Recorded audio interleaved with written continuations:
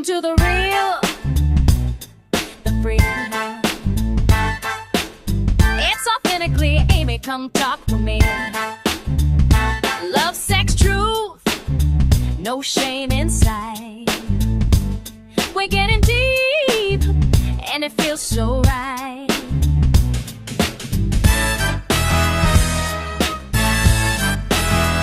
Hey sexy besties, welcome back to Authentically Amy. I'm Amy, a certified sex and relationship coach. So today's topic is what I call wild nights and wise insights. And it's where I share a little story from my past or maybe a friend's past. And I kind of give you like what happened and some lessons learned. This is meant to be fun, educational, and also PS, like my goal is to make things all be normal. Everything is normal. Go out there, live your best life. So if I'm telling you these stories, it's because I want you to know that like these are things you can do if you want to, or do whatever feels good or right to you, and just roll with it. Life is too short to not laugh at yourself sometimes. So I'm gonna start with one of my absolute most favorite stories of all time.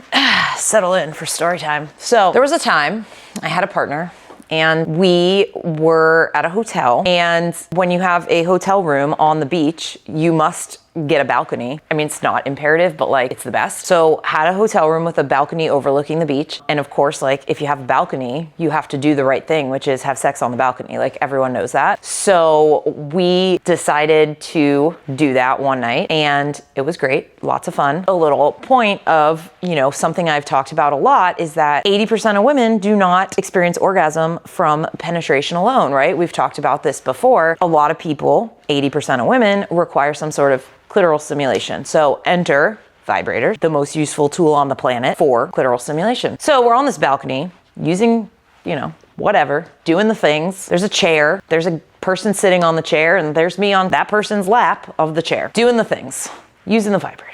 And after I was fortunate enough to experience orgasm and all the wonderful things that come with it, I just casually put the vibrator down on the table because I was done with it, didn't think twice. Well, little did I know that table was like a little bit crooked actually. And so unbeknownst to me, as I'm just like in my like total Zen-like state, this vibrator just slowly rolls off the table.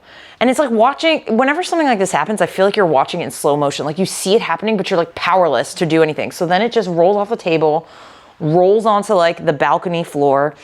And also like the balcony had a gap like this big between the like glass thing that was supposed to like keep you from falling over, but it was like a little gap.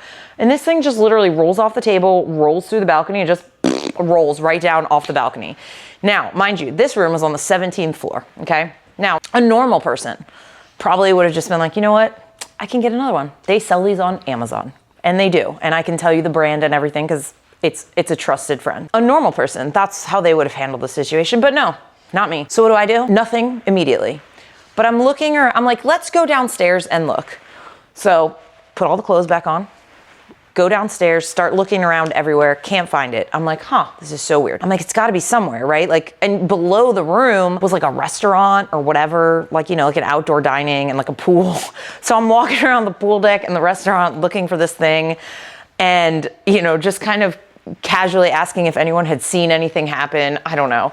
And okay, so finally I'm like, all right, it's a lost cause. Just gonna ignore it.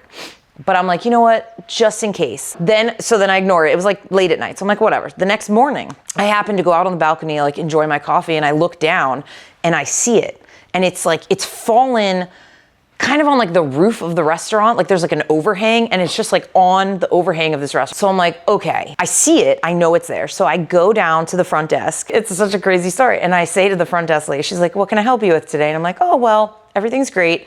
I'm like, I lost a personal item and I'm wondering if anyone has turned it in. And she's like, what kind of personal item? And I'm like, a personal item. And she's like, what kind of personal item? And I'm like, a personal item. She's like, okay, can you tell me more about it? I'm like, yeah, it's turquoise or whatever.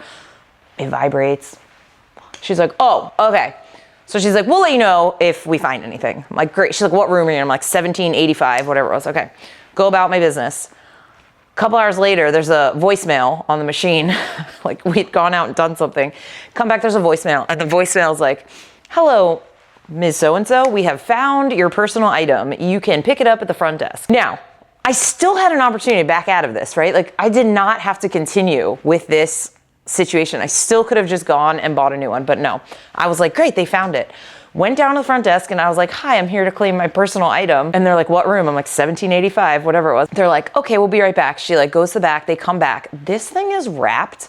You would have think it was a bomb, okay? Or like someone's diarrhea-filled underwear. The way this thing was biohazardly wrapped.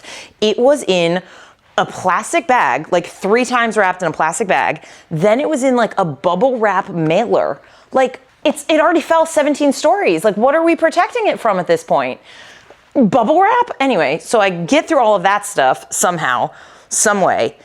And this is perhaps the craziest part of the story. It still worked. And here it is. So I know, I can't even say this so straight, but like it got a little, obviously, it's a little crooked. However, this thing fell 17 stories and it still worked. So let me just tell you something. I don't know the name of the brand. I can find out if anyone's interested. But listen, that was the best $17 I ever spent on Amazon. 17 stories and it still worked. And you know what? I had another night of the trip. So guess what? Cleaned it off and I was really happy that it still worked. It's a great story, but truly I did learn a few lessons from this experience. I truly did. The first one is that these toys are really hardy. You can, I mean, if you buy something, first of all, some of them are waterproof. You can put them through the bath, you can put them in the dishwasher, they still continue to work. You can drop them 17 stories. That's not really the point. The point is, what I learned is like, there is an art to simply just owning your shit and not giving a crap. Like I went to that front desk lady and yeah, was I a little bit embarrassed? Sure. But I was also like, why?